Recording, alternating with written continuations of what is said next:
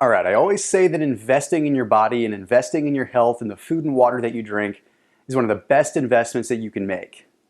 But it doesn't always mean that you have to pay the hefty price tag that there is to drink that super fancy bottled water just because the fancy marketing on it makes it seem like it's healthier. In this video, I want to talk about tap water versus bottled water. It's a question that comes up with me a lot, and it's something that I hadn't really looked into until recently. And honestly, what I found was absolutely illuminating, and I'm going to share it with you. So first and foremost, let's talk a little bit about tap water. You see, tap water is usually found from either groundwater or standing water. And when they filtered it, they go through a couple different processes. They go through something called coagulation, filtration, and then disinfection. That's really the three-step process to purify that water so it's safe to drink out of the tap. Now, when you're talking about groundwater, you really only have to look at disinfecting that water because it's already been filtered and coagulated simply by the soil.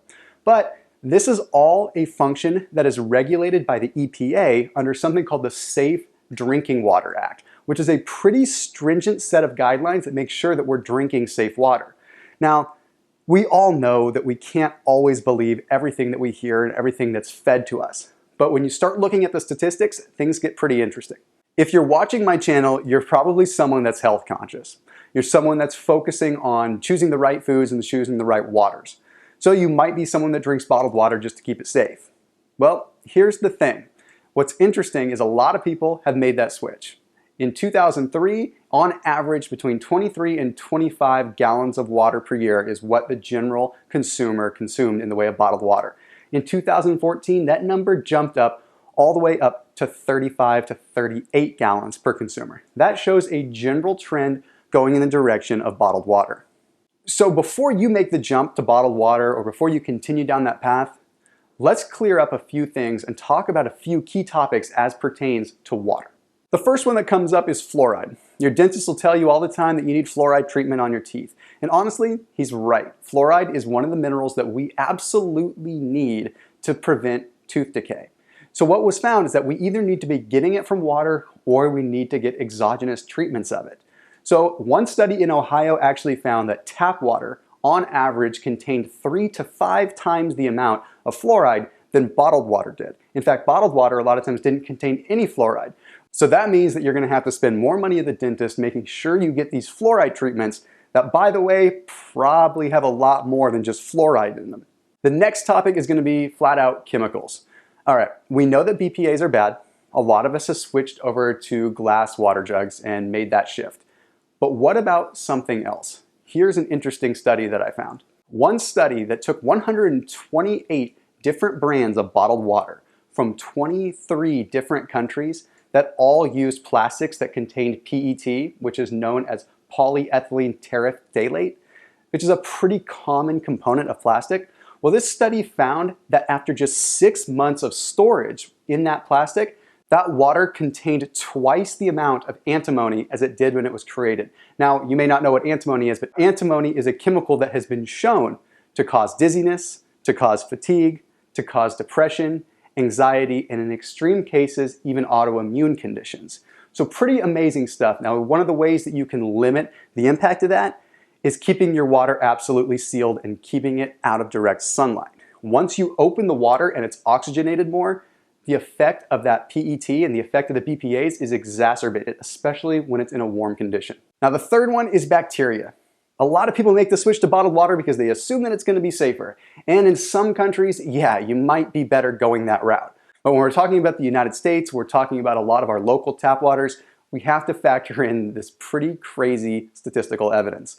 So what it was found was that bottled water had a huge range of bacteria, anywhere from 0.01 CFUs per milliliter all the way up to 5,000 CFUs per milliliter. That is a huge gap compared to tap water, which ranges from 0.2 to 2.7 CFUs per milliliter.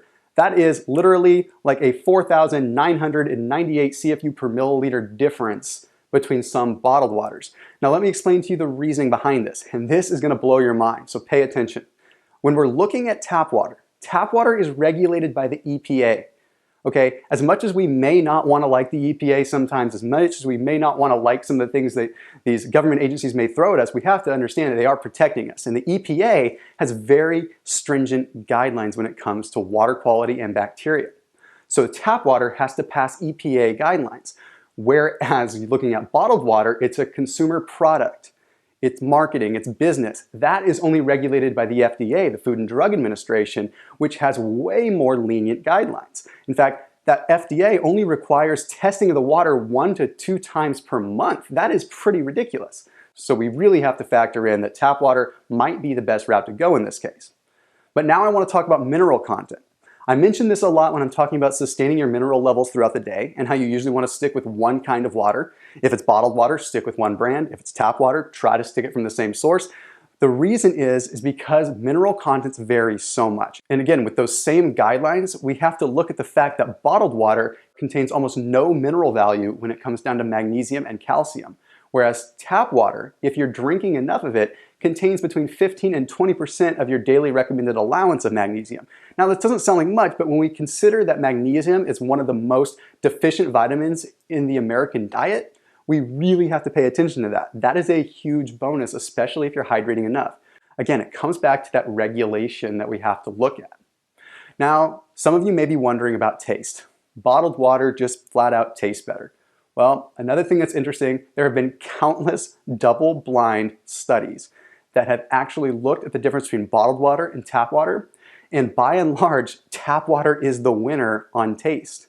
You see, we a lot of times make decisions based on marketing. Some waters may make it look like they're absolutely amazing and pure and coming from the cleanest source. So conceptually, you look at that bottle and you think that you're going to be drinking straight from an amazing artesian stream. That may not be the case, when in reality, if you were blindfolded, you would think that tap water tastes better. Now, I'm neutral on the topic. There's good companies out there, there's bad companies out there.